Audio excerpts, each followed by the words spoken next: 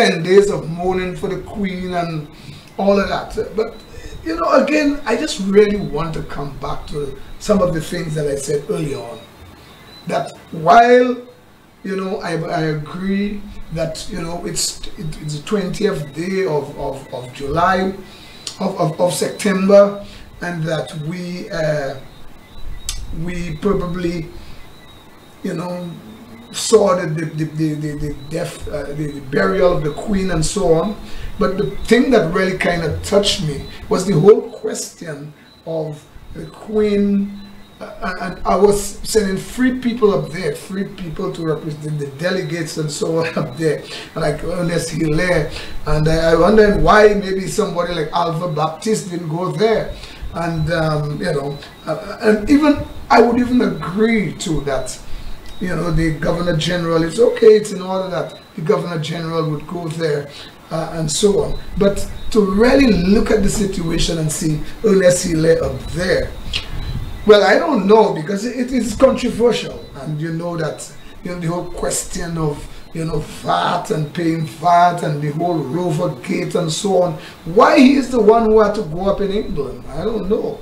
And this is so questionable.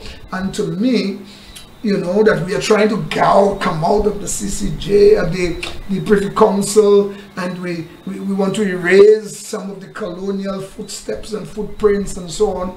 And I was wondering, you know, because a lot of countries in the world that have millions of people, they were contemplating whether to send anyone at all. Millions they have. And because they were saying that the Queen has not done anything in regard to, you know, some of the jewels and some of the important you know, important artifacts and so on that was stolen from Africa, from India and other places.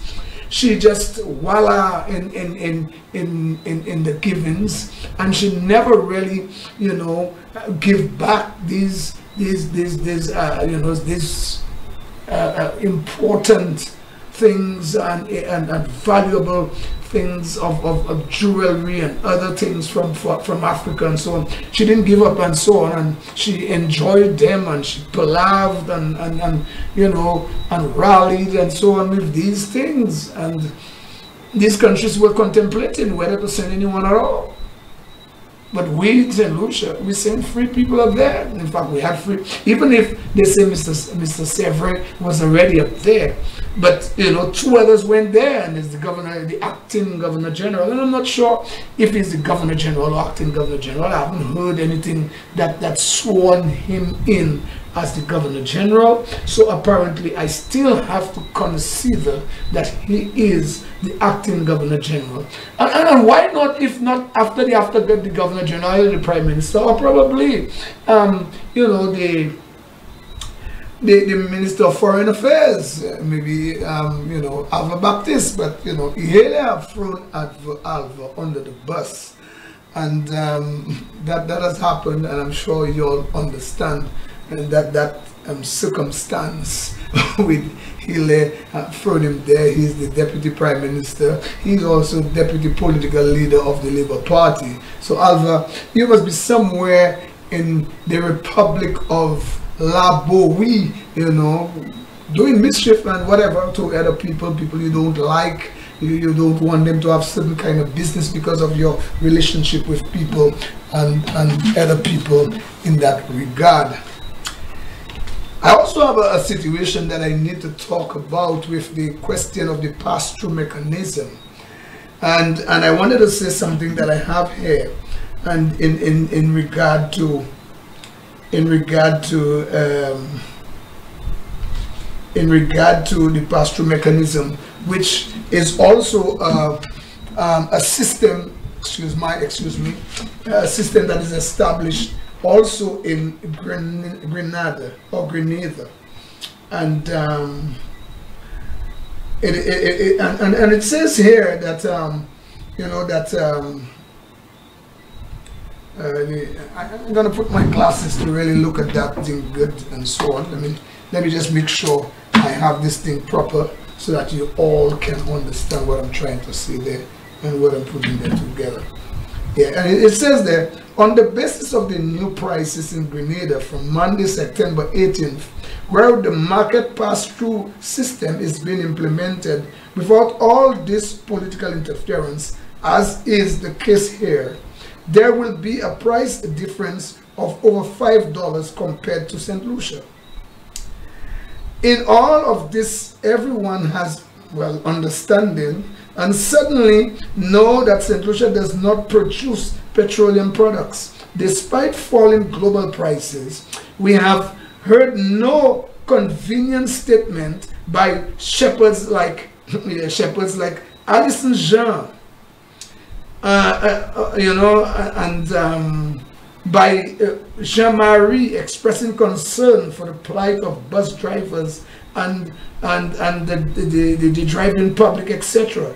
So the ship stays, quietly and obediently in the pasture, suffering silently, not a word, not a word. So, and again, I really want to know why.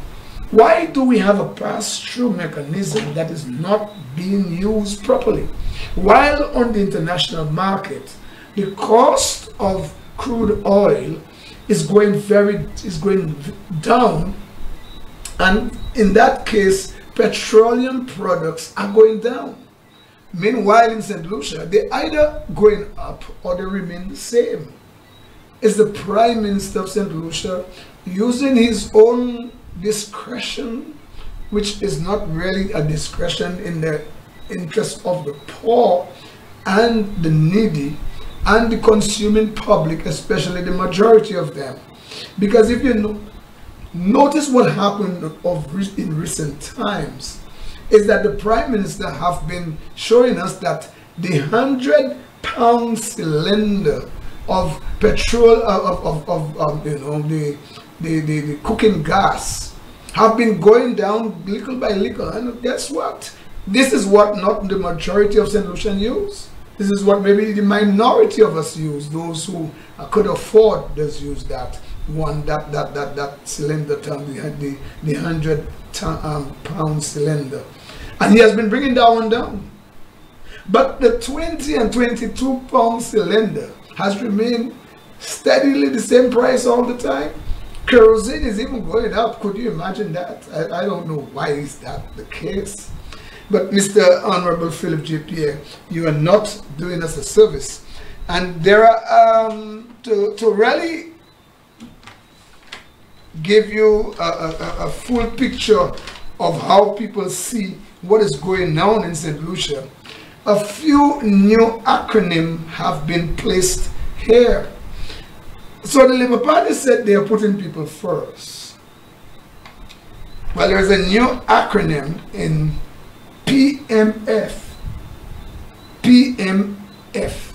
Putting money first. And I think that one goes well with the whole pass-through mechanism that was supposed to be implemented as, or being like every other country in the OECS, or some countries in the OECS, that has the same system, market system of the pass-through mechanism, and they are getting great prices down up to at least $5 less than us. And we are not able to do that here. So the acronym PMF, putting money first, is really what is working here. I think that is a reverse of the buzzword, of the SLP of putting people first. Putting, that would be PPF,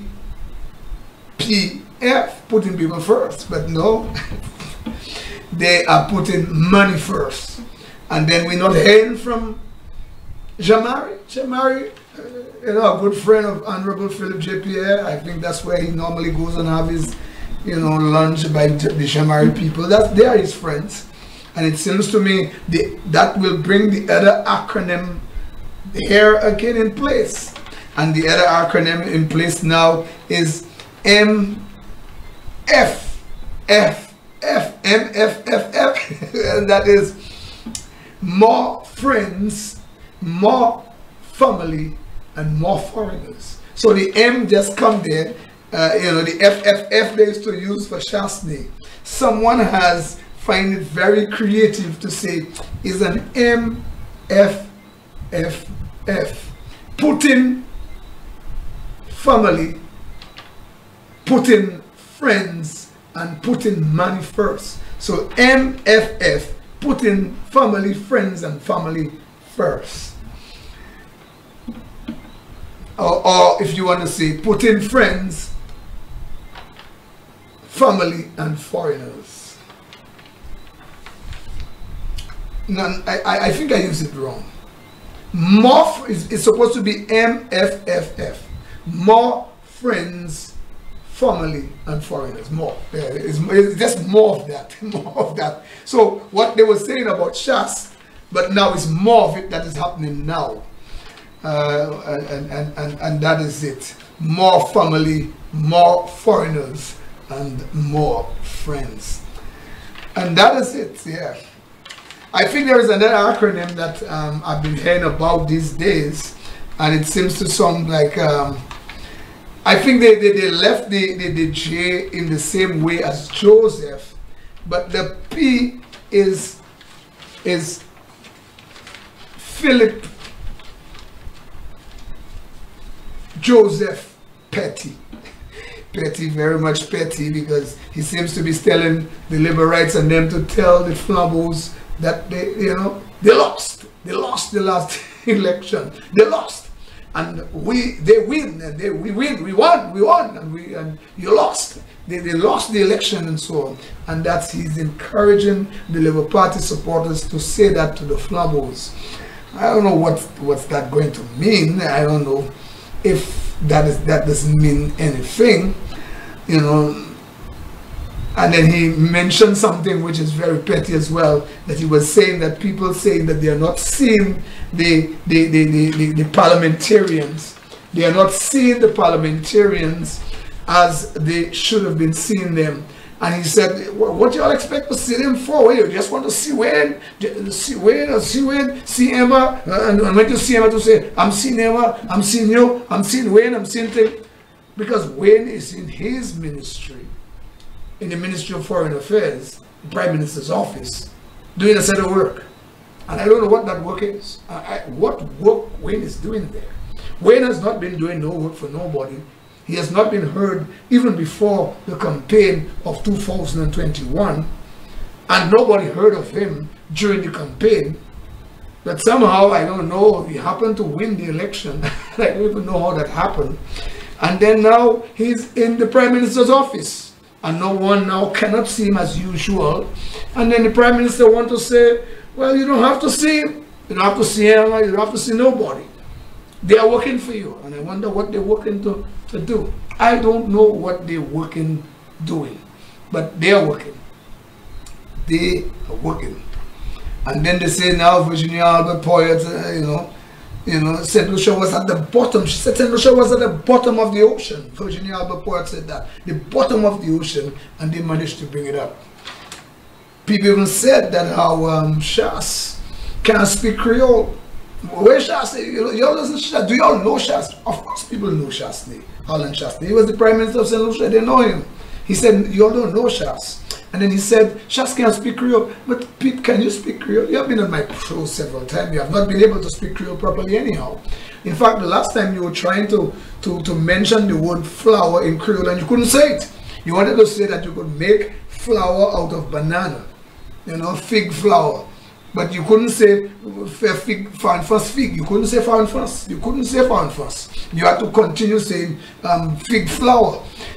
And again, or banana flour. You couldn't say fig flour, first fig. You couldn't say that. So and then you complain about if Shastni can speak Creole. What about you? Can you really speak Creole? I don't think so. You can't really speak Creole. And I don't know. These are some of the the situation that you guys keep talking about, and then you hear some people talk about Sapa Flambeau, and I wonder what they mean by that.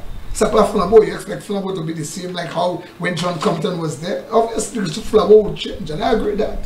And just like Labour changed.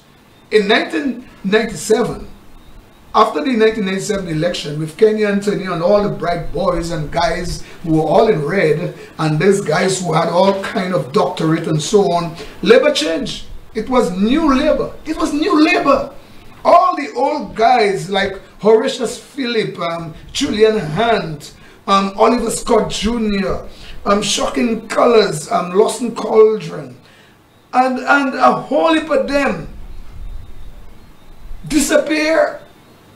You know, even Booty, you know, all these guys were head cook and buckle wash within the Labour Party. I remember Booty, he passed away some time ago. Horatius has passed, and what's his name? Lawson Cauldron passed, and I understood his wife was saying it was as a result of the Labour Party, he died prematurely because he had to go and work in Jamaica in an area he doesn't know well, and then he think he could have drive his car in some area where the water just overwhelmed the bridge, and then he thought he could have passed when that was happening, and the water went away with his vehicle, and he passed away in Jamaica. That's Lawson Cauldron. The rest of them died because of heartbreak, you know. I mean, Horatius Phillip died of heartbreak. Julian Hunter hasn't died yet, but he's alive. I think they named some place on his, you know, about the same name, you know, the highway, Gruesome Highway, on the name. He had nothing to do with that, but he was named there, and he was there, you know, and he was thrown out in a very drastic way, terrible way too. He was moved out of the Labour Party. Oliver Scott, he was like, you know, the best General Secretary of the Labour Party, and he was just, you know, just pushed aside and ostracized and so on. So that was when New Labour came into office. New Labour came. They rejected old Labour completely. Y'all forget that. So now I have some people talking about SAPA because of the emergence or, you know, the advent of Alan Shastney. People said SAPA Flambeau, as if they want Flambeau to be like how John Compton had Flambeau. And I'm saying the Flambeaus must never abandon the legacy of Sir John Compton. They must always remember John Compton has contributed immensely to the development of this country. And even today, I heard John Peters saying something about that. When I heard him mention something about the kind of planning that John Compton had for the progress and development of St. Lucia. And he mentioned a few serious areas in point, and some of these areas are areas you can say that they are what is the pillars of what St. Lucia is today.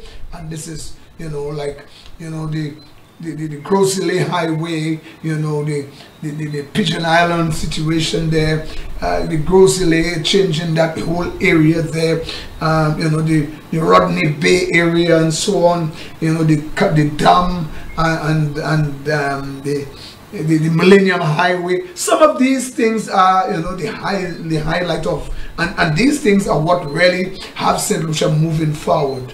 And we all must really appreciate as well. But the whole question of SAPA Flambeau and expect Flambeau to remain the same way like how Compton left it, I don't think that is correct for you all to say, because I remember when Labour came into office with Kenny Anthony came in there, it was new Labour, and all the old Labour guys had to be packed aside, ostracized and put aside. Some of them died their demise came very quickly, very suddenly, because, you know, they were heartbroken. You know, they were head cook and bottle washer at one time, and when New Labour came about, they were just cast aside. They were cast aside. So I don't know what you all mean by SAPA Flambeau and all this kind of talk. I don't know what that means. I'm not there trying to, you know, sing no fiddle for the Flambeaus or no trumpet for them, but I have to talk and put the history in context so that we be able to compare things properly in this situation that we are in here in St. Lucia presently. Sean, I heard you, and you were saying that you all have not borrowed any money, and there was a time when they was referring to every Tuesday as Madi Puete. You all didn't borrow money because you know why? The monies that you all were calling Madi Puete, you all draw down on it. That's the money you all got. And then you all borrowed more money than any government have ever borrowed in one go in St. Lucia. $501.5 million you all borrowed to maintain and to support the budget. You all did that. So don't say you all doesn't borrow money. You all continue going there and borrow money and so on and so forth. But the money you all were complaining about that Shastney was borrowing, you all are the ones that benefited from it. You all draw down from it because he didn't have enough time to draw down on all that money. And you all draw down on that money. And that's why in the first few months or 6 months of your reign, you all didn't have to borrow any money as you were saying. And you're correct because you all were drawing down on the monies that Shastney had already borrowed, and he didn't have the opportunity and the time to draw down on it because there was an election and he was elected out of office. So stop your nonsense about Madi Puete and you all don't borrow like Shastney, and stop using these type of terms because some of you use things because you're all saying St. Lucians are foolish people, they don't have good memory, they can't remember things, and maybe because you all hear about, you know, this whole thing about the IQ of St. Lucians is the second before the last, or the one before the last in terms of the international IQ level in the world, and so you all think you all could, you know, work and use that, you know, to fool people and cast a wool over the eyes.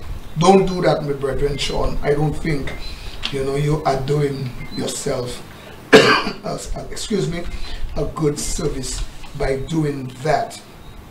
The other thing I wanted to talk about, yes, and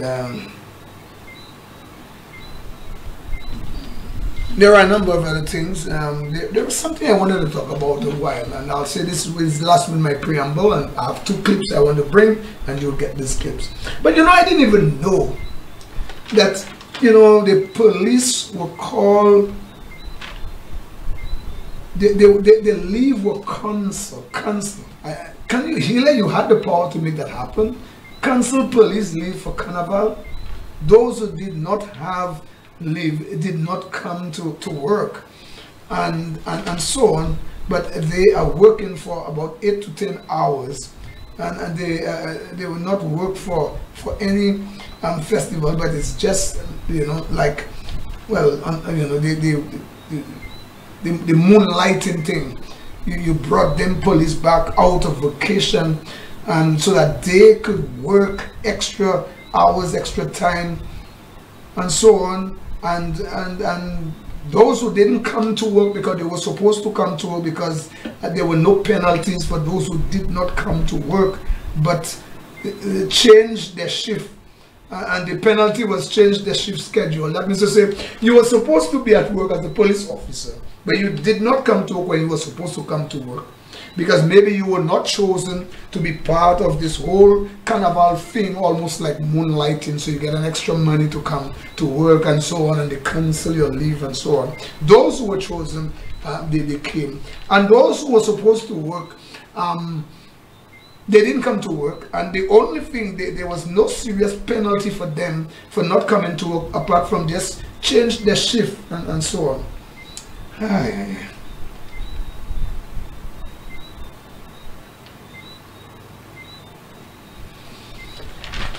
Anyhow, I'll leave that there because I don't even understand how these things really work. I just want to know and to say that I have 2 clips there. I would like one of them to be played, the one with the Prime Minister, where I think I want to talk about the one with the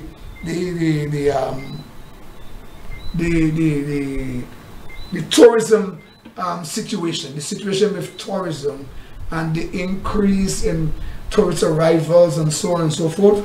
I think I would want to ask for that clip now, and let us just look at that clip, and then I'll talk to you about it.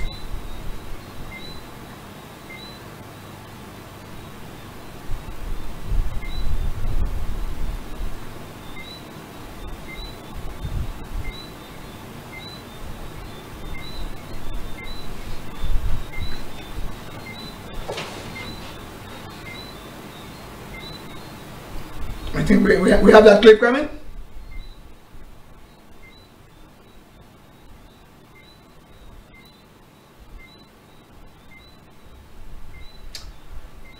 I'm not quite ready yet anyhow, so anyway.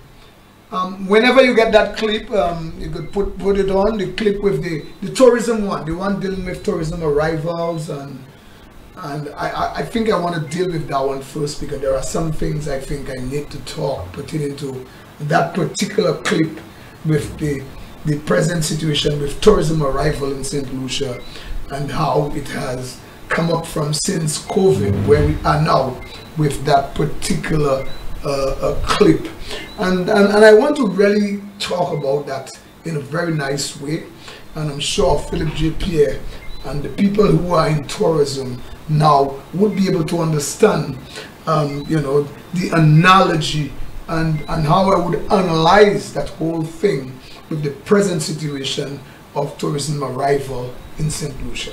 So I would really want to talk about that, because as far as we have seen, that we have not had any cruise ship. The last one we had there was one that it was said that this cruise ship came here as a result of the last one of the season, not part of the off season, where we normally have one ship per week and or sometimes two ships every other week. That has not happened. So this is the first time in our history that there is normal times, no COVID, no nothing, and we didn't have any ship. And the Ministry of Tourism nor the Tourism Authority gave us any sort of explanation as to why. Nobody knows. People have been asking, people have been clamoring for information as to what is the situation with that, and we have not gotten no kind of information as to say, well, is this or is that, or whatever reasons why we are not having any cruise in the off season, no ships in the off season. I don't know why, and I can't tell you why. People have been asking me, vendors and other people, taxi drivers and so on, have been asking me questions about, you know, why we don't have no ships in the off season and so on, and I've not been able to really answer them in any way. I've not been able to give them any kind of you know respond because of information I have, because I don't have any information, and I've been asking for information from the Ministry of Tourism and also the Tourism Authority, but I have not got one. And the Minister of Tourism himself, he have been responding to things I've been saying and saying I didn't tell him, I didn't this, and I would think, well, throwing something out there, just like how he threw things out there on television and expect me to respond to them, I thought he would have responded in like manner, in the sense that, you know, respond to something like why, you know, we have no cruise ship in the off season, when normally, when it's normal times, we have cruise ship in the off season. Let us look at the clip now. Tourism is growing and thriving in St. Lucia as the winter vacation season approaches, according to the St. Lucia Tourism Authority. This year to date has seen record-breaking visitor arrivals, the return of events, and a significant number of tourism developments. In July 2022, St. Lucia recorded more than 39,000 visitors, and that is the most outstanding performance and the largest number of stopover arrivals in any 1 month since the COVID-19 pandemic. By the end of July 2022, St. Lucia had recorded 80% of 2019 arrivals from the global markets. Additionally, the U.S. had its highest ever arrivals, surpassing 2019 out of 7 months from January through to July, and we anticipate that August will be similarly strong. The UK market has been eager to return to St. Lucia's and was shy of 2019 arrivals by just 3%. St. Lucia Tourism Authority's Public Relations Manager, Doreen Georges, maintains that these arrival figures are significant because they illustrate that tourism in St. Lucia is not only back, but also growing and thriving. In addition, she reveals that St. Lucia's culinary sector has also reported significant gains recently, and the airlift to the island is rising. In addition, the St. Lucia Independent Culinary and Restaurant sector reported that July was one of their best performing months, or rather their best performing month this year. Airlift from international markets has been exceptional, reflecting the airline's confidence in the recovery of our island. This summer, St. Lucia had 72% more seats than in 2021 and surpassed 2019 levels by 9%. Since 2019 was a record-breaking year, this signals that St. Lucia's airlift is extremely strong. The St. Lucia Tourism Authority continues to work closely with the airlines to increase the frequency of flights from key feeder markets and introduce airlifts from new cities. For the DBS News World, I am Jason Darius. As you can see, and again, I want to make it clear.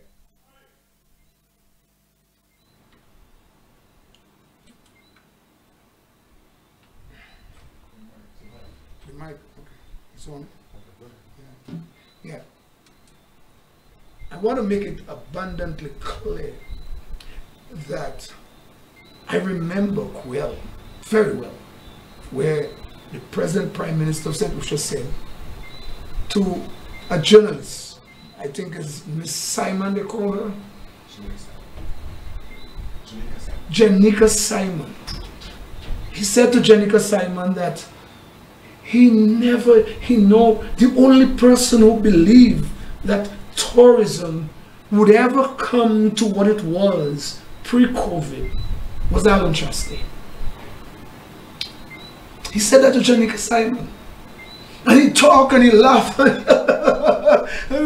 The only person that knew and that believed that tourism would ever come to what it was pre-COVID is Alan Chastity. No one else in the world, he said, didn't think so. But today, we hear of the bravado, the talking of the highest since 2019 or since 2020, the highest amount in terms of tourism arrival this month, higher than any time since COVID, and so on and so forth. You know something? I would want to expect that. When Alan Chastity, the UWP administration, was opening the country, they were talking all kinds of things. They were blaming him and they said their lives matter too. I remember Thaddeus Antoine,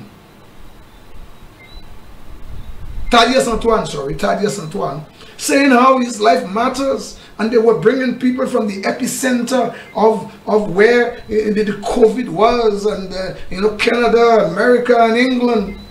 But Chastity and Dominic Fady decided that they are going to bring in people here. Tourism is the leg of the country that we need to uphold and to make sure that tourism is coming in, even if it's at the sacrifice of our own people, that they don't have a drink here or a drink there, but that the tourists could have a drink in their hotel and they could come and have a good time here, so that we could continue the process of sustaining livelihoods in the country and lives. You know, the idea that Chastity had to try to build another airport and keep the Hiranoa old airport running, because it just make good sense. Had he decided, well, we're trying to renovate the airport, how would people come here now that we have this kind of record increased amount of passengers coming from since COVID? I mean, you bear with me, please. I'm not any rocket scientist, and you don't have to be a rocket scientist to be able to understand that. Ou pa ni pou pièce scientist pou sa kompran. Ou pas sa ferme yon airport pour ça reconstruct li, pour rénover li, et bien pour ça refait pour manger. Ou pas ça fait ça tout partout en Caraïbes là, quand yo ha meublé, et bien yo ja bâti airport.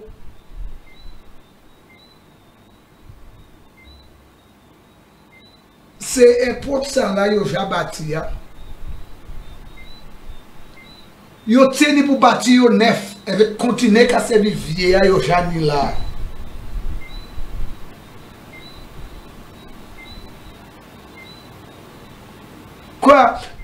ça dit non pas que ça c'est affaire, il savait affaire, il était savait affaire.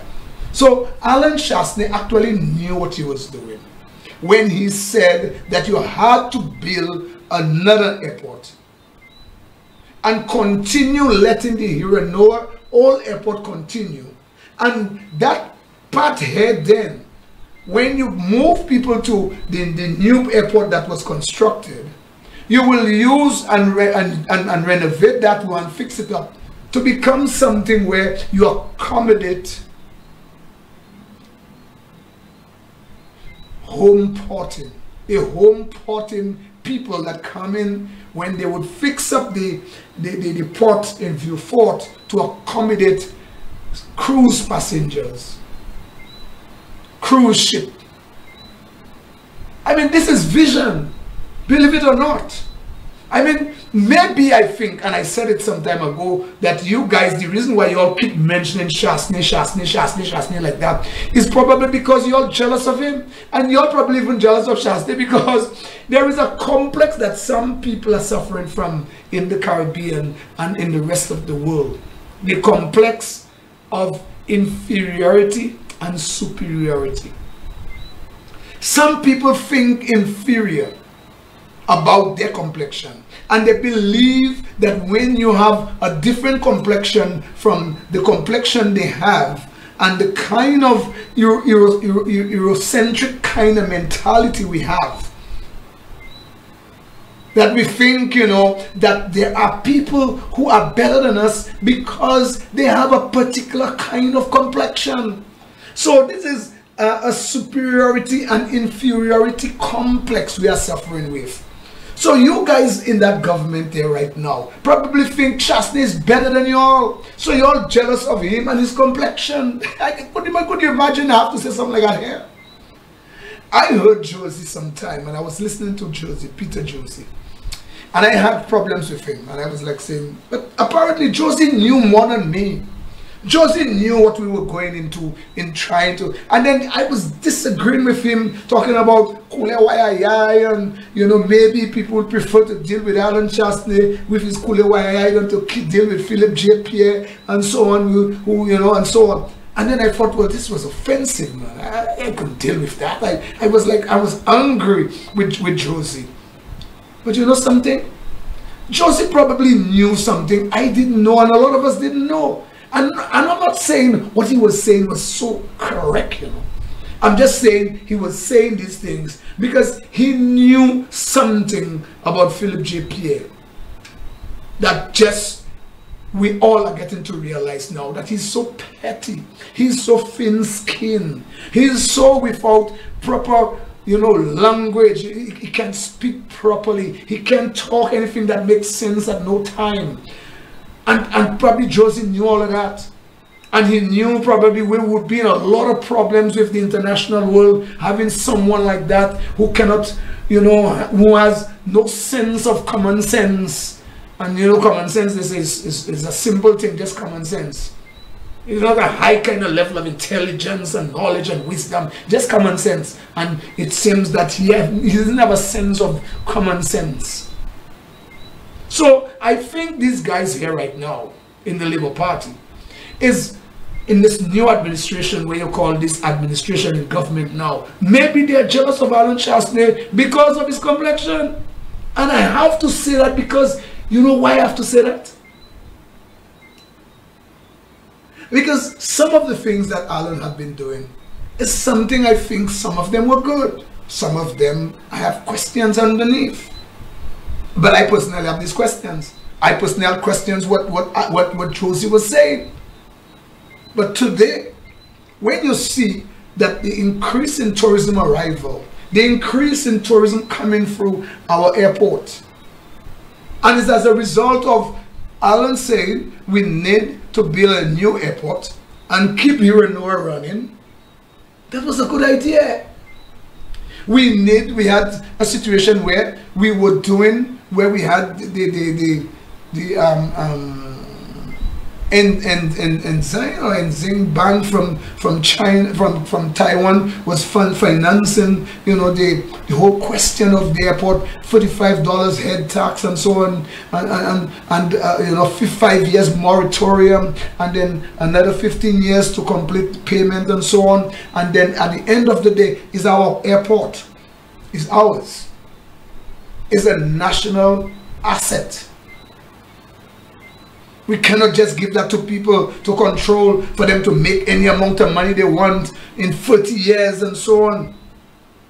So the one that they're trying to implement now, that is Philip J. Pierre and his goons,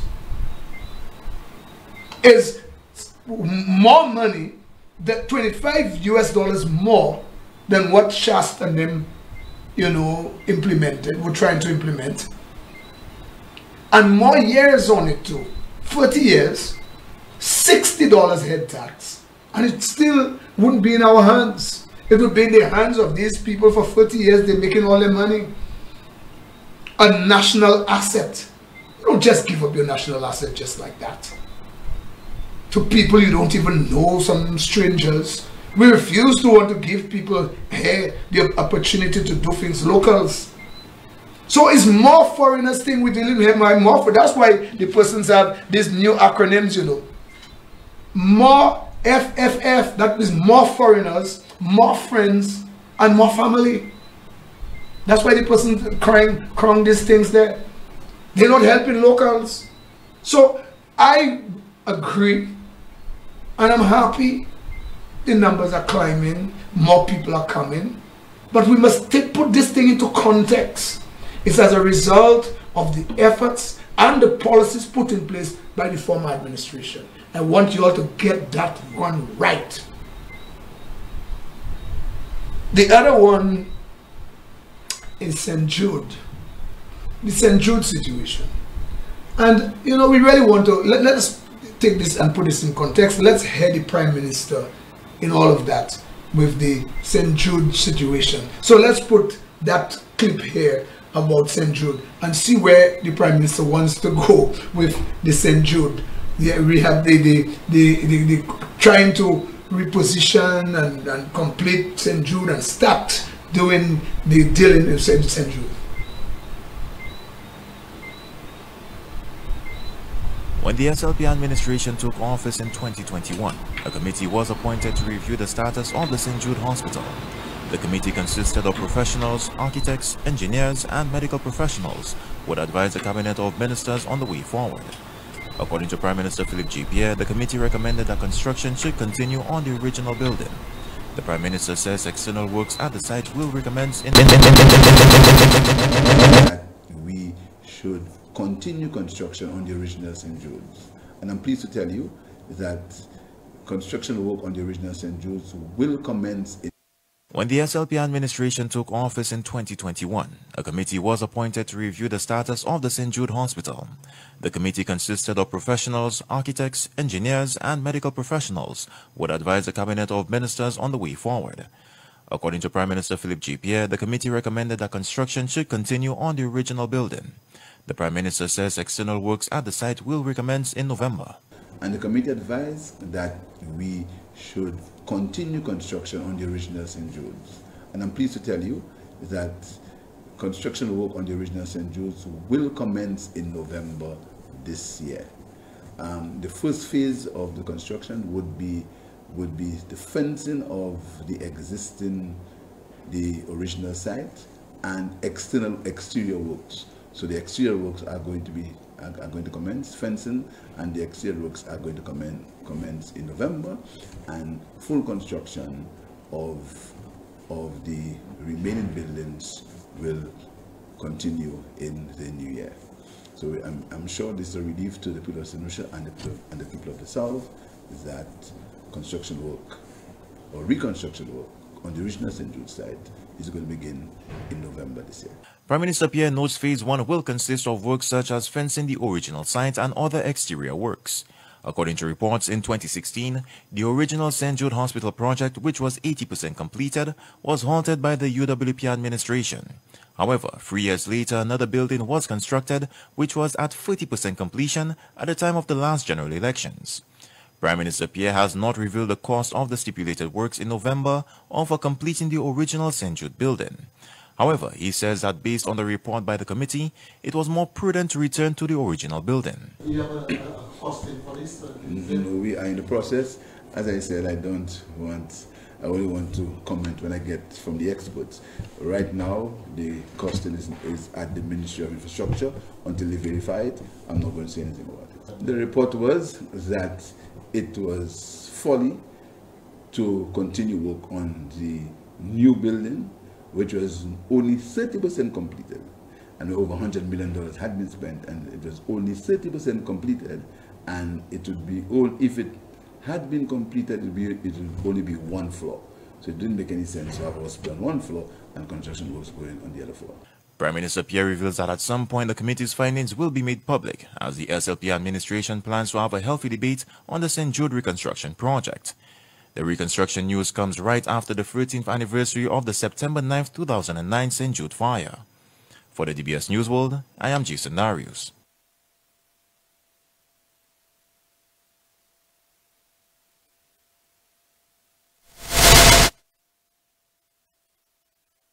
Yes, my brother and sister.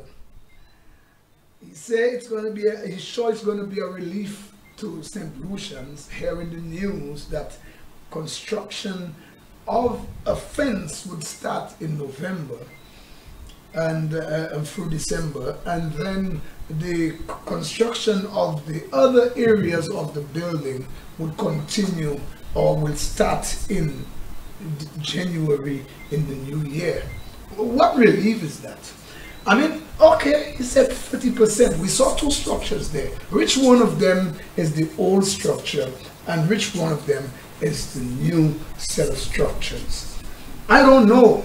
But how could you go into something that have been there for so long as an old structure and leave something that was being really newly constructed and to just continue it? That you're saying that the people, the committee or whatever you call them, they probably know better. Who are these people? Know better, and that they made up the decision that it was better to go back to the old building and abandon the new one that was being constructed.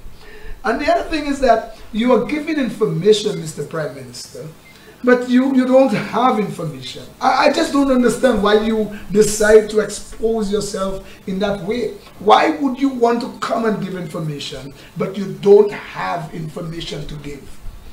It just sounds to me that you're putting the cart before the horse.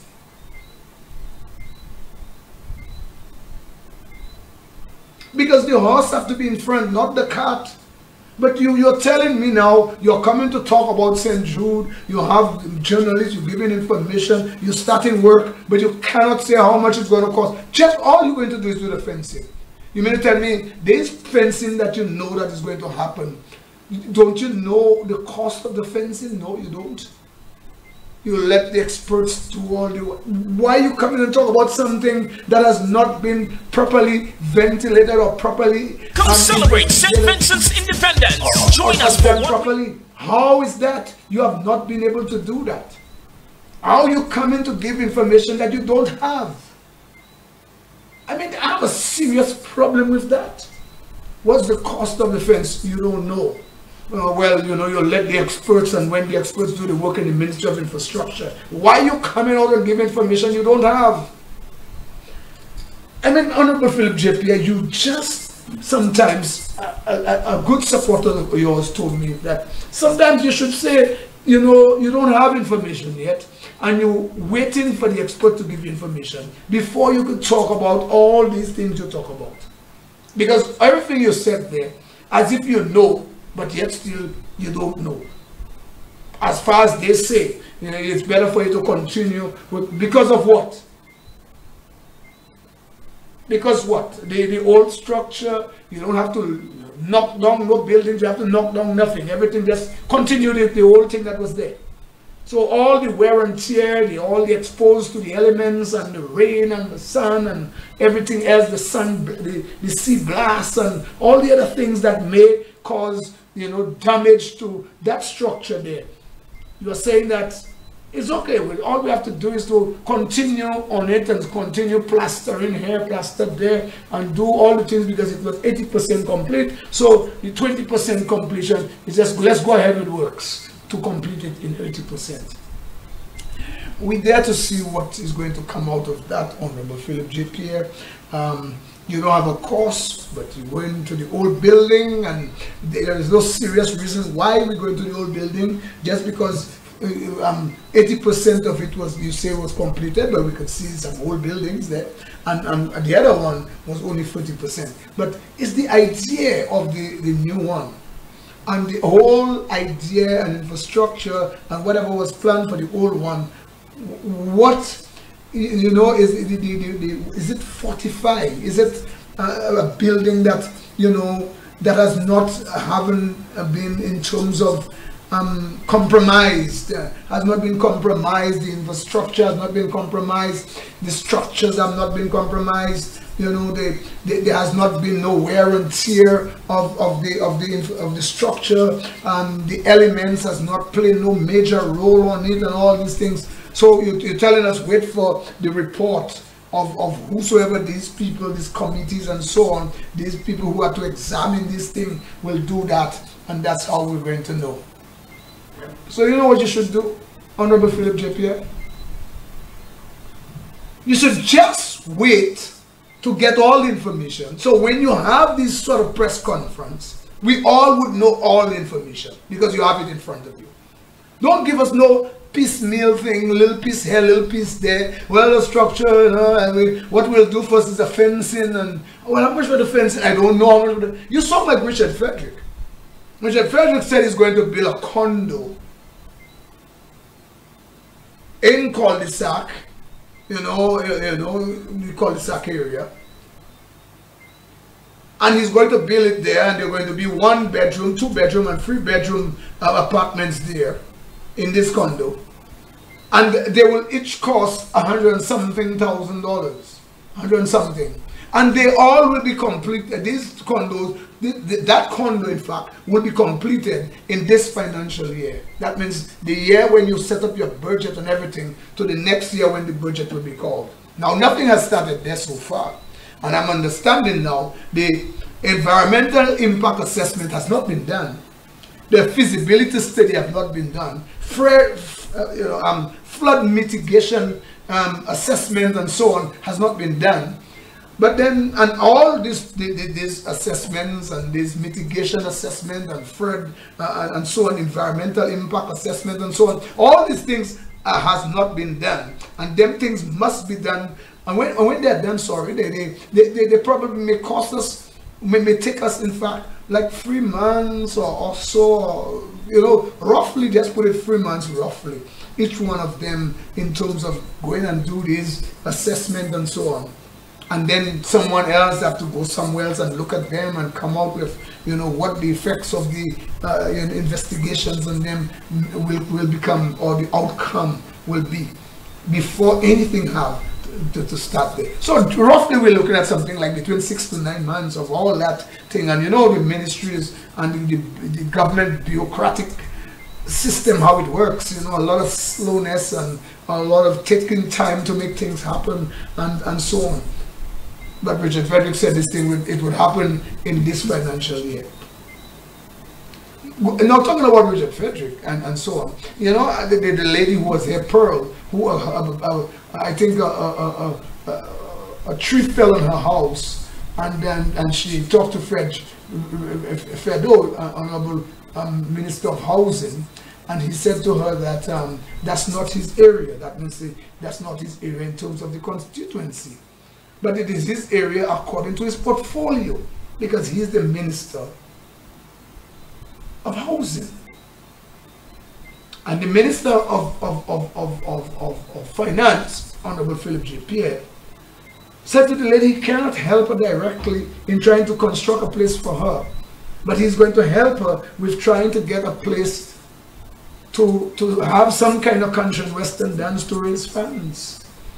The lady said she was told by Mr. Dr. McDowell that where they have the upstairs, the market there, they would have given her a discount to do a dance there. Apparently that has not worked neither. It looked like the discount from $2,000 to $1,000 has gone back up to $2,000. She said recently, the Honorable Minister said, he's not the one who caused the house to fall, the Minister of Housing, the tree to fall on her house. She's telling me she has been getting a lot of stumbling blocks in time to get things done, to try to get assistance and help to make this thing happen, so that she could get a house built or renovated or fixed or whatever you want to call it. But that's not happening for her. It's not happening. She's still planning to go ahead with the dance, as far as she said. And Sister Pearl, I'm giving you all the support here, and you all viewers of Palay Fwanchman, try to reach out to Sister Pearl and give us some assistance. I mean, some people are talking bad things about her, but she's a survivor. She's a struggling lady. She sells right on Jeremy Street, right there in front of one of the CDC buildings there, the blocks there. And you could reach out to her and give us some assistance. She needs help. She wasn't the reason why. She didn't cause that tree to fall on the house. I agree. It's an accident, and these things happen. She was renting renting the land, so the house is hers, but the land is not hers, and she needs assistance. And I didn't see why it's so difficult for Honorable Philip J. Pierre, the Prime Minister of Finance. She's a member of her constituency. Although I'm hearing this saying that she's not a labor, she's a flambeau. So Virginia Albert is in Barbados saying how they help in flambeau, labor and everybody. But in Castries Central and Castries East, you have to be labor for them to help you. If you use flambeau, they're not helping you.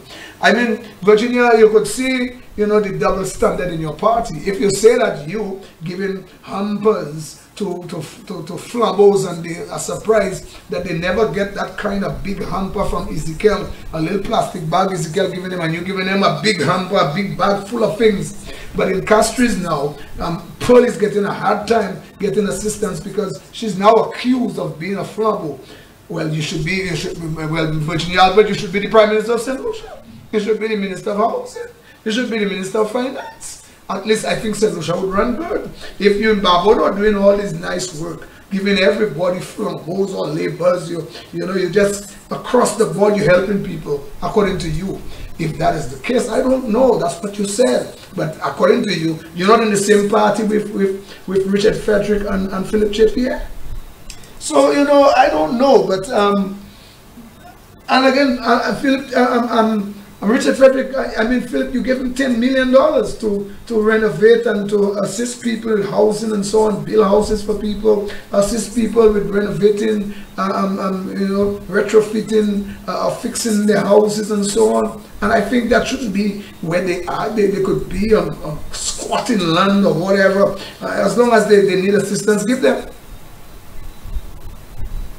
But we haven't heard up to now how much of that money have been spent, that 10 million Richard Frederick has. We haven't heard how much money have been spent in it.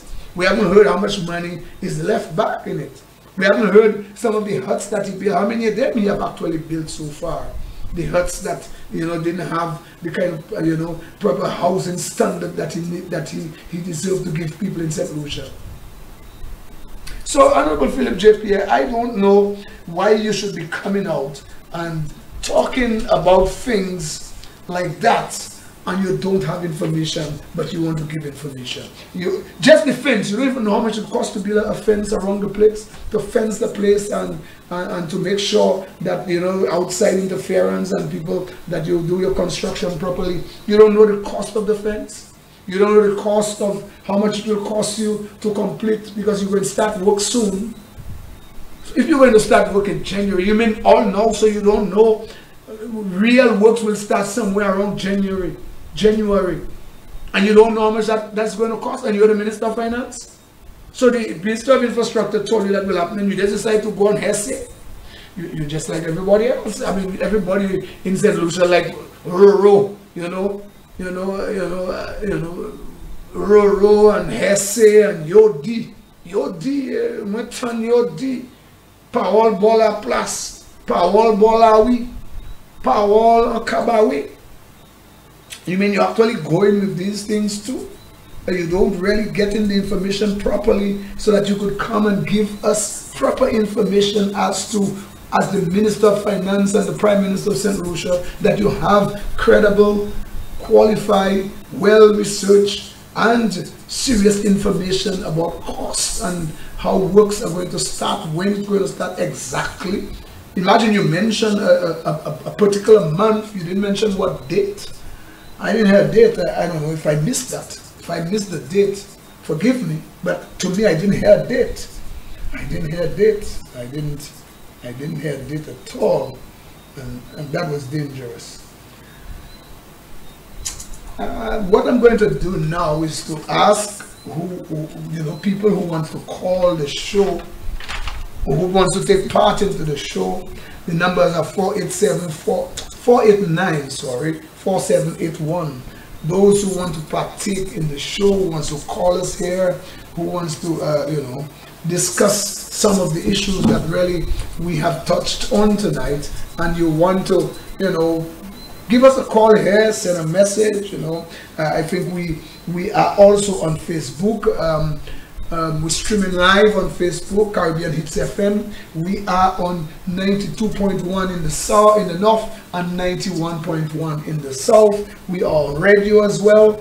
You can call us and you can say something to us about some of the issues, including the issue that we mentioned pertaining to, the pass-through mechanism. Why, Honorable Philip J. Pierre is not putting that system in place, that market system of pass-through mechanism that is established elsewhere.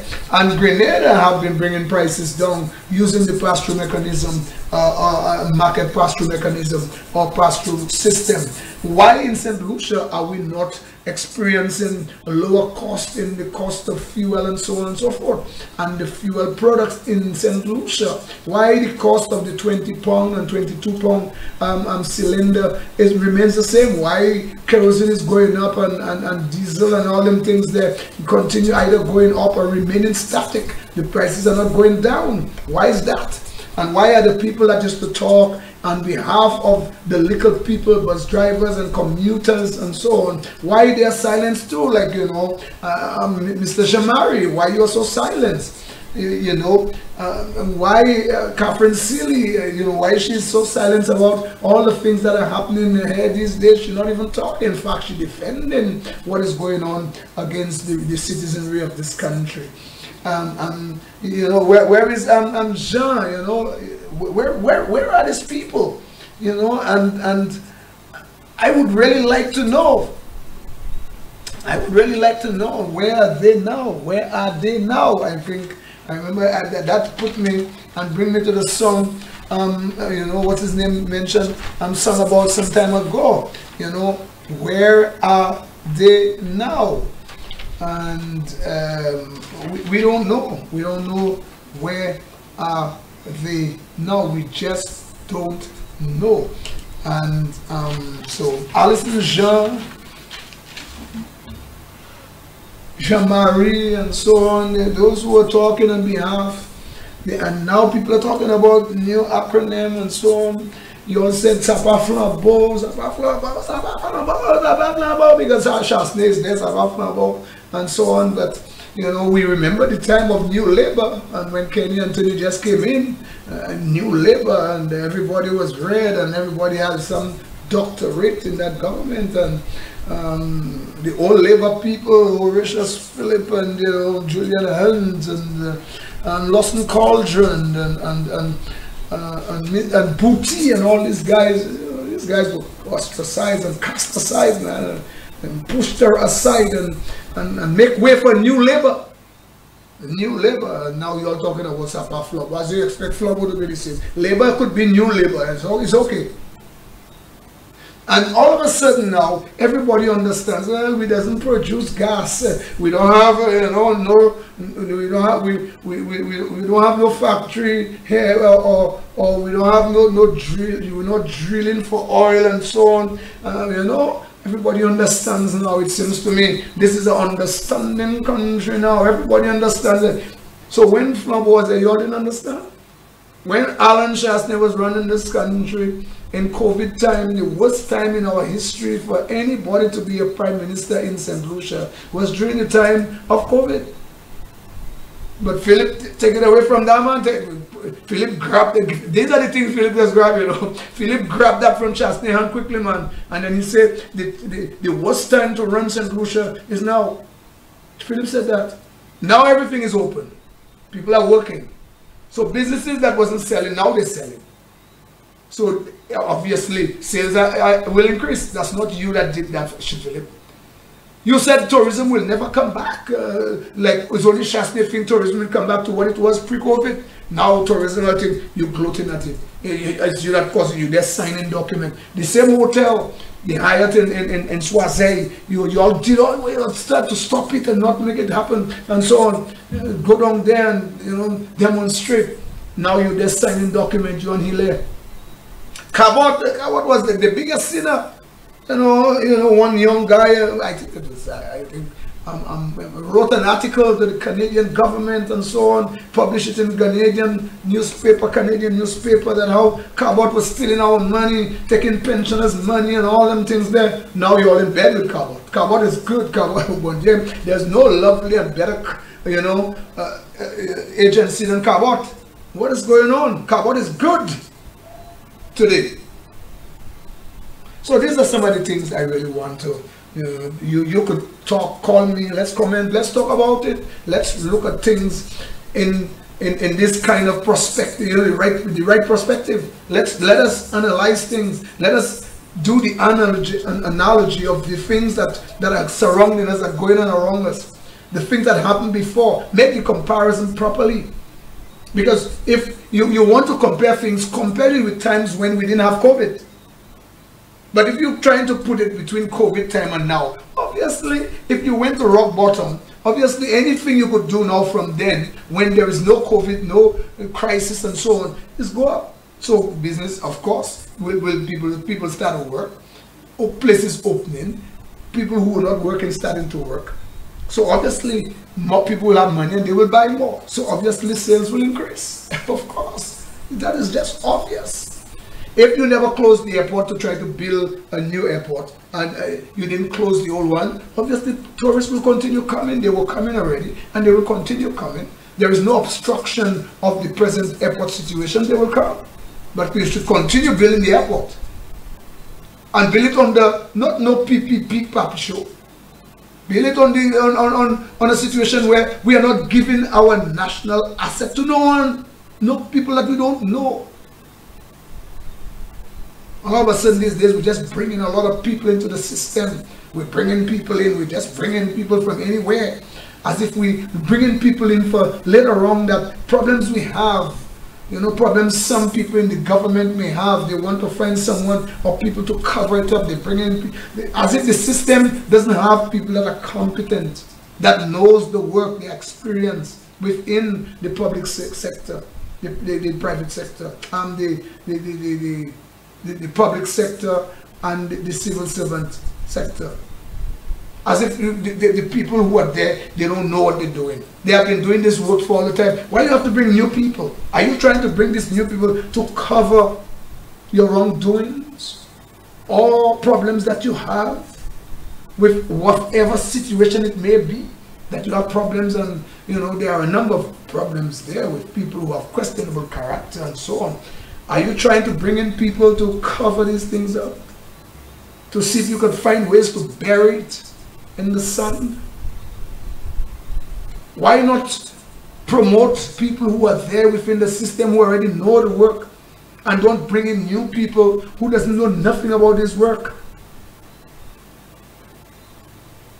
That's the problem we are facing here today. We are understanding that are happening within the civil service and the public sector.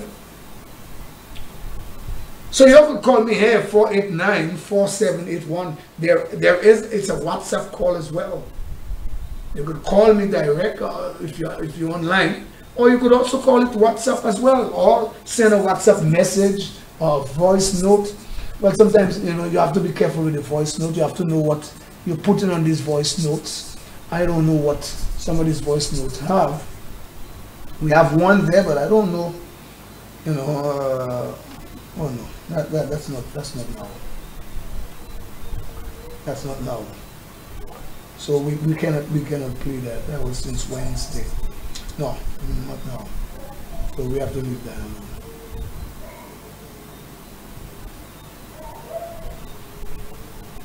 Let me see. We have any messages here today? What time today?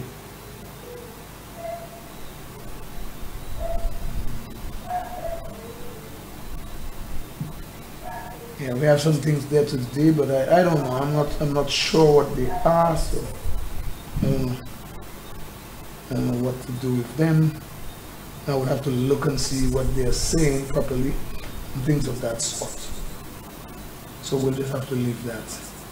No, we don't have any messages. We can't just put in things there that we don't know about. We have to know.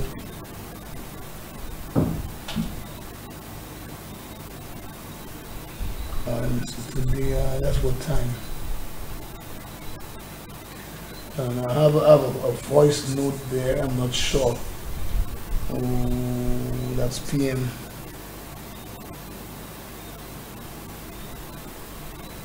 Okay, that's nothing to do with us here.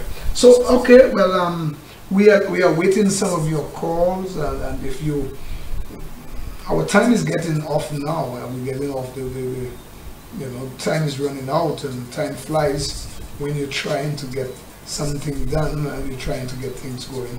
Time do fly, and time is flying really, really fast, really rapidly.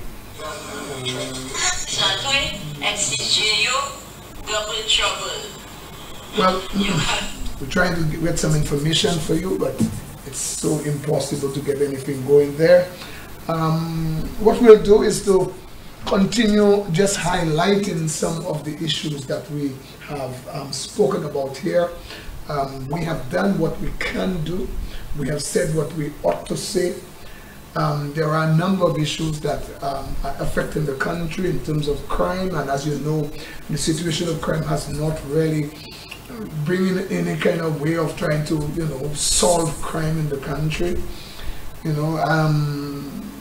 There are matters of serious concern, and we want to get off the CCJ, the Privy Council, and bring in the CCJ. We want to get republic, get a republic and move out from the Commonwealth and all of that. But we're rushing up there, to the Queen's, death funeral and all of that. And I'm not saying nobody shouldn't go, and someone should go lately, government to government, let the Governor General go, because he's the one representing the Queen down here as far as I understood. But spending all that money for someone else like he let it go up there, I just find this was petty. And again, I'm just saying, why are we not spending a lot of time trying to find solutions to the crime problem and to take up guns off the street and to prevent guns from coming into the country? Some of these things we need to try to solve. We're not finding solutions for these kind of situations in St. Lucia. And this is what is hard, and the whole question of confidence within the system, that people have confidence to give police information, that witnesses can come forward and give information without any fear of them being targeted by criminals, or that criminals would know that they give information on them and so on. How could we do and put things in place to protect these people, that we can get a system, a judicial system that could work in our best interest, so we can put the right criminals and them behind bars. Those who don't need to be behind bars, release them, drop them, let them be free and be liberated to go and work and contribute to the development of this country. And those who need to be behind bars, let them be there. Let them have an equitable system of justice in our country. that we can process people properly, that we can bring people to justice who deserve to be, behind bars, and those who don't deserve to be there, release them. We don't need to keep people on remand for eternity, and their case are not calling. We want to run, to CCJ because maybe some politicians think that they have so much dirt, so much things in the closet that they need to have the CCJ and put their friends there. So if anything comes wrong, their friends could. I don't know. I understood, okay, in the Guyana election, they had something like 47 ballot boxes that didn't have, a pad, because when you have a ballot paper, there is a one you receive, and there is the copy of one that says that you use a ballot copy. There is no the negative or the other copy. Like when you get a receipt, you have the original receipt, and then you have a copy of the receipt that you got from the whatever business. So you get a ballot, and you have a receipt left back, one that you use and one left back, as an indication to show that you use a ballot. They don't even have something like that. And I understood this thing was brought to the CCJ, and up to now, CCJ cannot roll on it. So CCJ, RSS, and all of them, do you believe that politicians have a hand in these things? Do they have their hand in the necks of those who have to organize these things and work them things out, and that these guys will have these things work in their best interest? Now we have the situation about guns and so on, and the license thing would come out from the hands of the police. Special branch can do no investigation. Who's going to? All right, you're taking out the thing from the hands of the police. That the commissioner will just be the chairperson and someone else, and some other people who don't know who they are. So who's going to do the vetting now? Who's going to investigate people who are trying to apply, or people who are applying to have a licensed firearm? Who's going to investigate these people? So this committee, or whatever, this board or committee that you, Philip, is going to put in place,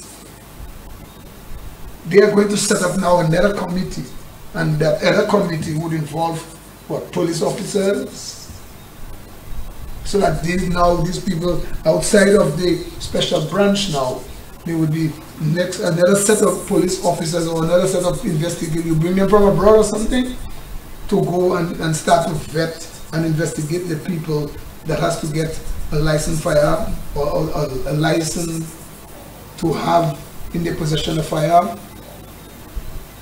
I don't know. I'm trying to wonder what this thing is all about, Philip. Tell me, because I just don't get it. I can't. How you want to take that from the hands, even if you make it 40,000, 40,000, to pay, or if they catch you with a firearm. The problem is to get people with firearms. But then you're trying to give people firearms, and then you use the term the last time. You have to be fair. What do you mean by that? Are you saying that the police now are unfair because they're taking too long to give people a license for a firearm? Is that what you mean by you have to be fair? When you use the word fair, in all what you said you have to be fair. You said the system is going to be the same. So if it's going to be the same, why not leave it where it is?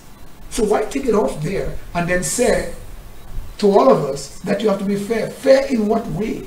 Are you saying that the police have not been fair in the issuance of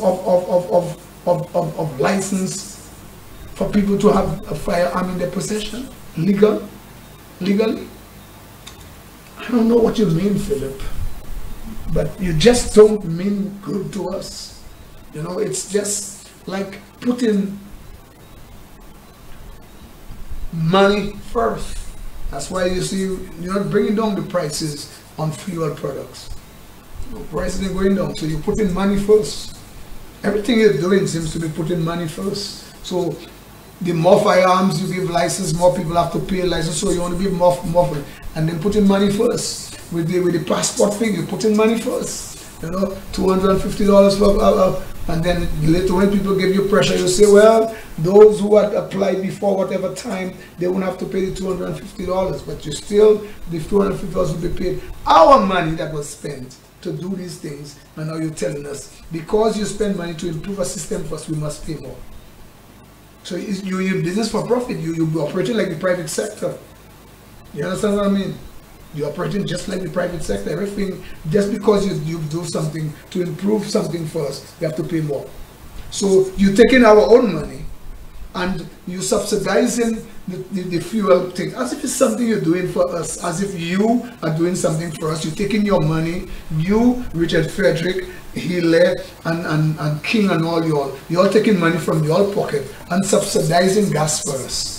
So in that case, we have to pay more because you're subsidizing. We have to feel that you're really doing us a good favor if you're subsidizing gas. And the last time you talk about the fuel pass-through thing and the prices and so on, you didn't even mention the prices of the 20 and 22 pound. You mentioned how much money you subsidize. It's subsidized by $17, and this one subsidized by $18 or $20 subsidizing. You mentioned. So as if you're doing us a favor. Our own money, you're doing us no damn. You ain't doing us no favor. It's our money. This is ours. So if you're using our money to make things easier for us, that's what it's all about. To cushion the effects. It's our money. It's not coming from your pocket. So why are you trying to make us pay more when you're using our money to help cushion the effects for us, and you're making it look like you're beating your chest as if it's you that causing it? It's you that's spending the money. No, it's not you. So it's all about putting money first, not the people at all. And that's the situation here in St. Lucia.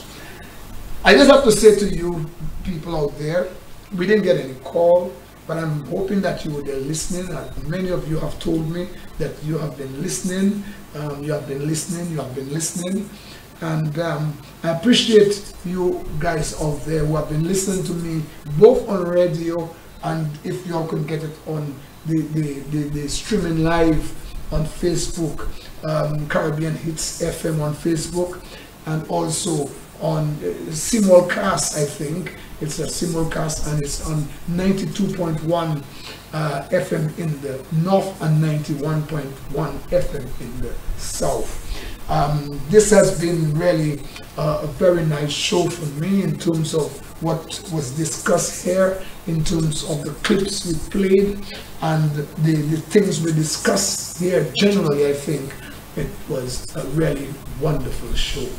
I am your host, Ras Ipa, and I appreciate my presence here with you, and I appreciate that you out there listening to me. Thank you very much for listening. This was Palay Fwanchman, your host Ras Ipa, streaming live on Caribbean Hits FM on Facebook, and also simulcast on 92.1